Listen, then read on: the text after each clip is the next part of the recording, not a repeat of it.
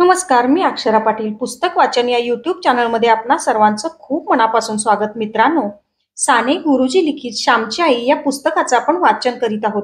तत्पूर्वी चॅनलवर पहिल्यांदाच असाल किंवा चॅनल यापूर्वी सबस्क्राईब करायचं राहून गेलं असेल तर चॅनलला आधी सबस्क्राईब करा आणि कथा कशी वाटली ते कमेंट बॉक्समध्ये जरूर कळवा. रात्र 33वी. गरिबांचे मनोरथ. श्याम अलीकडे खिन्न दिसत असे. आईच्या आठवणीचा तर तो परिणाम नसेल. आईचे दुःख व कष्टी जीवन मनासमोर येऊन तर तो कष्टी झाला नसेल. श्याम, तुझ्या तोंडावर हल्ली हास्य खेळत नाही. तू उदासीन का दिसतोस? तुला काय होते आहे? मनात कोणते विचार तुला त्रास देत आहेत? रामने विचारले. राम, आपल्या देशात अपरंपार दुःख, दैन्य, दारिद्र्य आहे. मी माझ्या आईच्या आठवणी सांगत आहे. त्या माझ्या भारत मातेच्या जणू आहेत. ही भारत माता दैन्यात, दास्यात, कर्जात बुडाली आहे. तिच्या मुलांना खायला नाही, प्यायला नाही, धंदा नाही, शिक्षण नाही. माझे आतडे तुटते रे. हे दुःख माझ्याने पाहवत नाही. माझी छाती दुभंगून जाते. पारतंत्र्याने भारताची केवढी हानी झाली आहे. जिकडे तिकडे कर्ज, दुष्काळ व रोग. लहान मुले जन्मली नाहीत तो मरत आहेत. कोणाच्याही तोंडावर जराही रया नाही. तेज उत्साह कोठे दिसत नाही.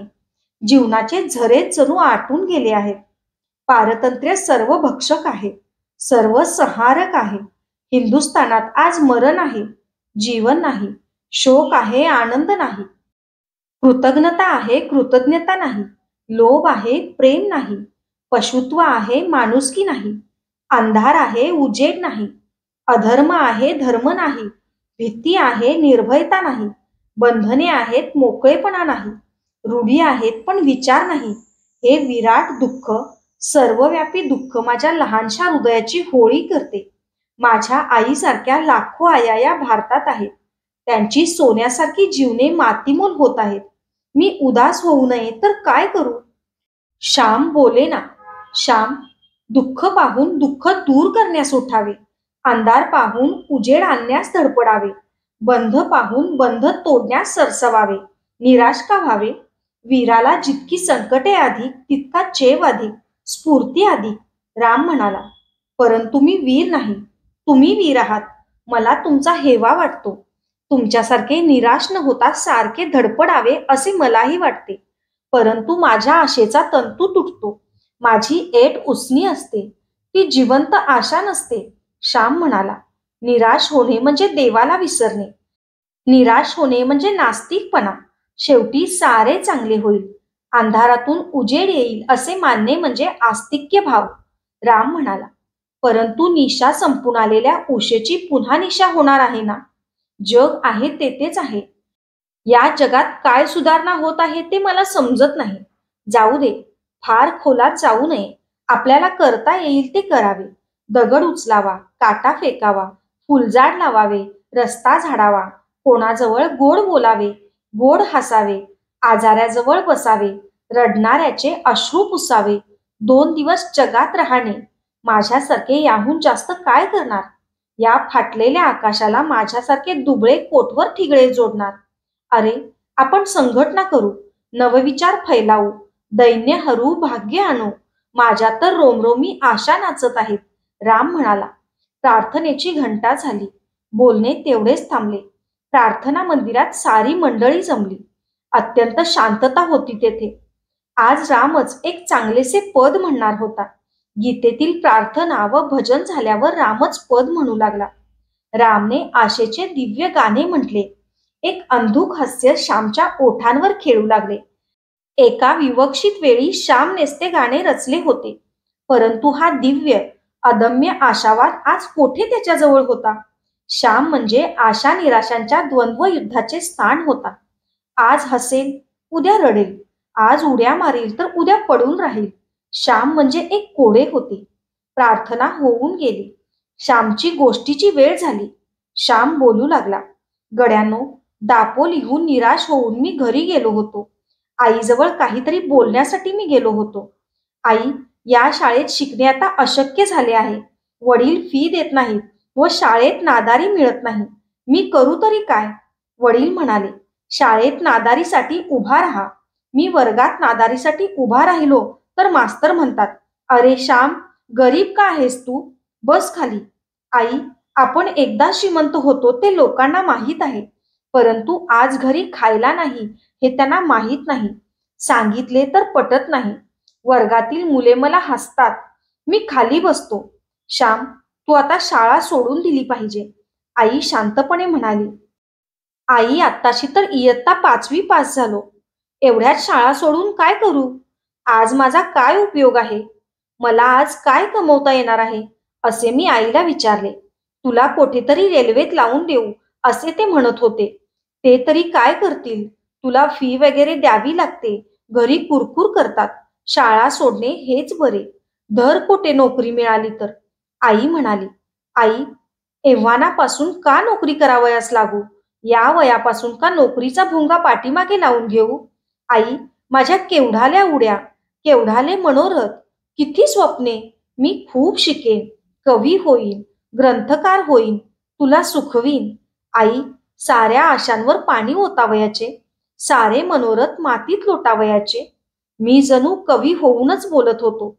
भावना मला बोलवीत होती, माझ्या ओटांना नाचवीत होती. श्याम, गरिबांच्या मनोरथांना धुळीतच मिळावे लागते. गरिबांच्या स्वाभिमानाला मातीत मिळावे लागते. गरिबांना पडेल ते करणे भाग आहे. पुष्कळशा सुंदर कळ्या किडीच खाऊन टाकतात. आई म्हणाली. आई, मला फार वाईट वाटते. माझ्याबद्दल तुला काहीच का वाटत नाही? तुझ्या मुलांच्या जीवनाचे मातेरे व्हावे असे तुला वाटते? मी मोठा व्हावे असे तुला नाही वाटत? मी आईला विचारले. माझ्या मुलाने मोठे व्हावे, परंतु पित्याला चिंता देऊन, पित्याला दुःख देऊन मोठे होऊ नये. स्वतःच्या पायांवर उभे राहून मोठा होता येत असेल तर व्हावे त्याने. पित्यावर विसंबून राहावयाचे तर त्याच्या इच्छेप्रमाणे वागले पाहिजे. आई म्हणाली. आई, मी काय करू? मला मार्ग दाखव. आजपर्यंत तू मला शिकवलेस. यावेळेस काय करू ते तूच सांग. मी आईला म्हटले. आईबाप सोडून ध्रुव रानात गेला. घरदार सोडून तो वनात गेला. देवावर व स्वतःवर विश्वास ठेवून तो रानात गेला. तसा तू घर सोडून जा. बाहेरच्या अफाट जगात जा. ध्रुवाने देवासाठी तपश्चर्या केली, उपवास केले. तू त्याप्रमाणे विद्येसाठी कर. तपश्चर्या केल्याशिवाय काय मिळणार? जा, स्वतःच्या पायांवर उभा राहा. उपास तपास काढ. आयास सायास कर. विद्या मिळव. मोठा होऊन विद्यावंत होऊन घरी ये. आमचे आशीर्वाद तुझ्याबरोबर आहेत. कोठेही असलास तरी तुझ्याजवळ मनाने मी आहेच. दुसरे मी काय सांगू? आईने स्वावलंबनाचा उपदेश केला. आई, मी खरेच जाऊ का? माझ्या मनातलेच तू बोललीस. माझ्या हृदयात तू आहेस, म्हणून माझ्या हृदयातले सारे बोल तुला कळतात. आई, तिकडे एक औंध म्हणून संस्थान आहे. तेथे फी वगैरे फार कमी आहे. मी तिकडे जाऊ? माधुकरी वगैरे मागून जेवण करीन. त्या लांबच्या गावात मला कोण हसणार आहे? तेथे कोणाला माहीत आहे? कोणाचे काही काम करीन. तू कामाची सवय मला लावली आहेसच. ओळखीच्या लोकांच्या दृष्टीआड असले की झाले. जाऊ ना? आईला मी विचारले. जा. माधुकरी मागणे पाप नाही. विद्यार्थ्याला तर मुळीच नाही. आळशी मनुष्याने भीक मागणे पाप. जा. गरीब विद्यार्थ्यांना माधुकरीची परवानगी आहे. कसाही राहा, परंतु चोरी चहाडी करू नको. पाप करू नको. सत्याचा अभिमान सोडू नको. इतर सारे अभिमान सोड. आपल्याला देता येईल ती मदत देत जा. गोड बोलावे, हसतमुख असावे. जीभ गोड तर सारे जग गोड. मित्रमंडळी जोड. कोणाला टाकून बोलू नको. हृदये दुखवू नको. अभ्यास झटून कर. आई बापांची आठवण ठेव. बहीण भावांची आठवण ठेव. ही आठवण असली म्हणजे बरे. ही आठवण तुला तारेल, सन्मार्गावर ठेवील. जा. माझी परवानगी आहे. ध्रुवाला नारायण भेटल्यावर त्याने आई बापांचा उद्धार केला. तू विद्यादेवीला प्रसन्न करून घे व आमचा उद्धार कर. आई प्रेरक मंत्र सांगत होती. तारक मंत्र देत होती. आई, तू भाऊंची परवानगी मिळव. त्यांची समजूत घाल. मी सांगितले. मी तुला ती मिळवून देईन. निश्चिंत राहा. तेच तशा अर्थाचे काही बोलले होते, असे आईने आश्वासन दिले. रात्री जेवणे चालली होती. सुकांब्याचे लोणचे होते. कुळथाचे पिठले होते. म्हटले, श्याम दूर कोठेसा शिकायला जाऊ म्हणत आहे. जाऊ द्यावा त्याला. आई वडिलांना म्हणाली. कोठे जाणार? तेथेही पैसे पाठवावे लागतील. एक दिडकीही उचलून रोख देणे म्हणजे अशक्य झाले आहे. एकेकाळी या हाताने हजारो रुपये मोजले, परंतु याची आठवण कशाला? माझी मतीच चालत नाही. मी लाचार आहे. आज मुलांनी शिकू नये असे का मला वाटते? आपल्या होतकरू, बुद्धिमान, गुणी व कष्टाळू मुलांनी शिकू नये असे कोणत्या बापाला वाटेल? परंतु करायचे काय? असे वडील मोठ्या खेदाने म्हणाले. तो जाणार आहे, तेथेही पैसे पाठवावे लागणार नाहीत. तेथे शिक्षण म्हणे फुकट असते. तो माधुकरी मागणार आहे. फक्त जाण्यापुरते 10 रुपये त्याला द्यावे म्हणजे झाले. आई म्हणाली, काही हरकत नाही. स्वतःच्या हिमतीवर कोठेही शिकू दे. नोकरीच धर असे काही माझे सांगणे नाही. फक्त मी शिकवायला असमर्थ आहे एवढेच. माझा आशीर्वाद आहे. वडील म्हणाले. आमची जेवणे झाली. मी आईजवळ बोलत बसलो होतो. आई, मग अण्णा जाणार वाटते. लांब जाणार? लवकर परत नाही येणार? धाकटा पुरुषोत्तम आईला विचारत होता. हो बाळ, तो शिकेल मग तुम्हाला शिकवील. तुम्हाला शिकवता यावे म्हणून तो लांब जात आहे. आई त्याची समजूत घालीत होती.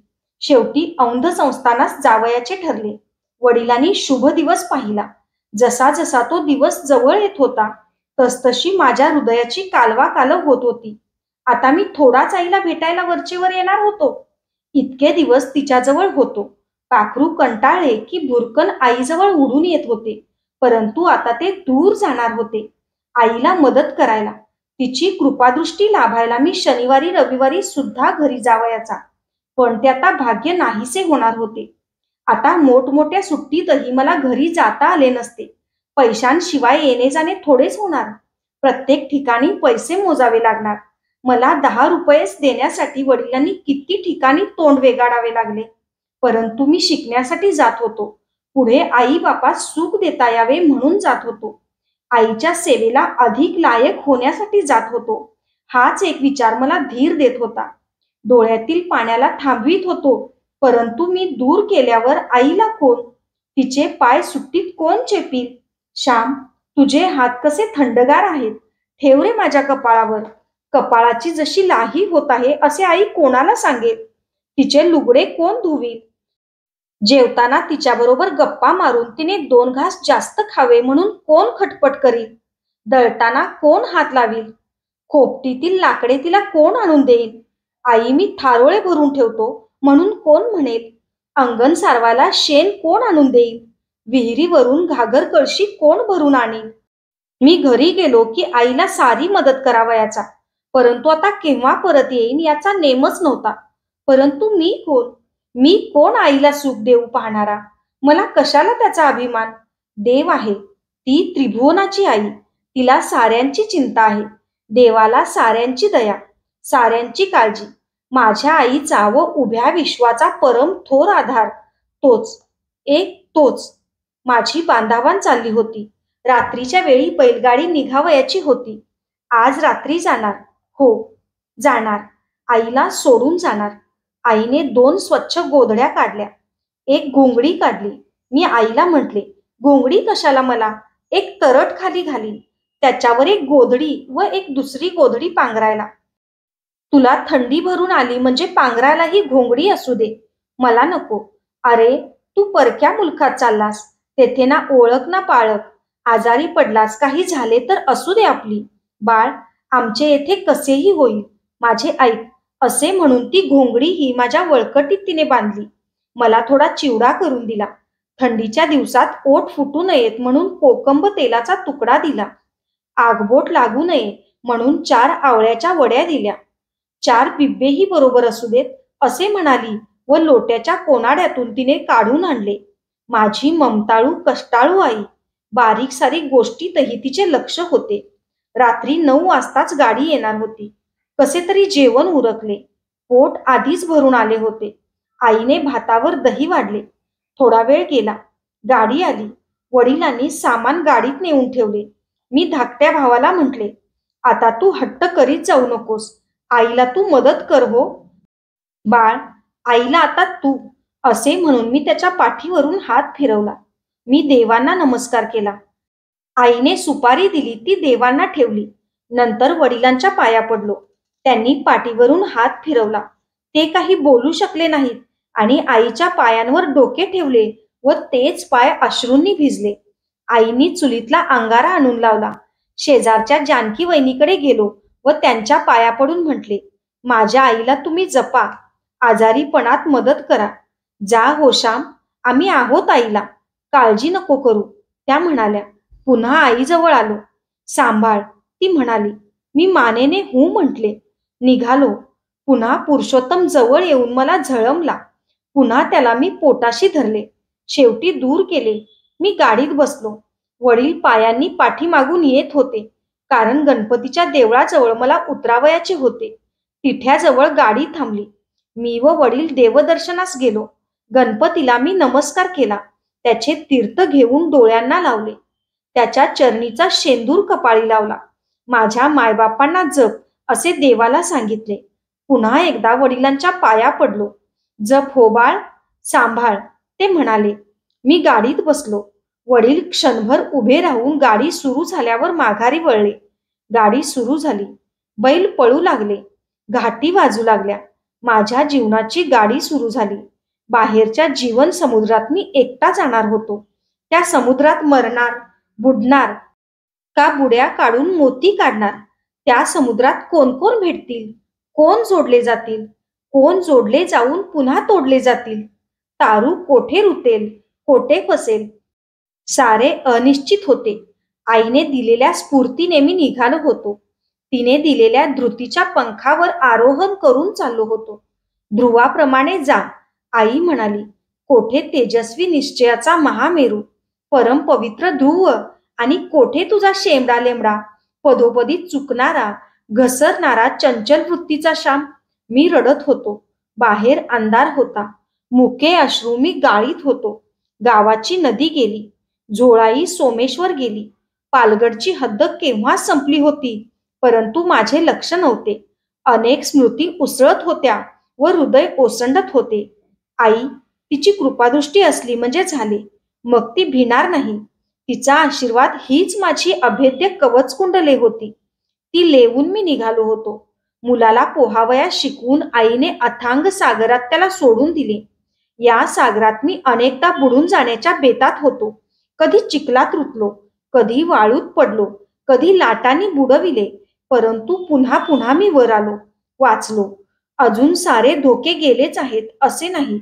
अजूनही धोके आहेत, परंतु ज्या आईच्या कृपेने आजवरी तरलो, मरताना वाचलो, पडलेला उठलो, तिचीच कृपा पुढेही तारेल. आज माझी आई नाही तरी तिची कृपा आहेच. आई मेली तरी तिची कृपा मरत नसते. तिचा ओलावा आपणास नेहमी आतून मिळतच असतो. धन्यवाद.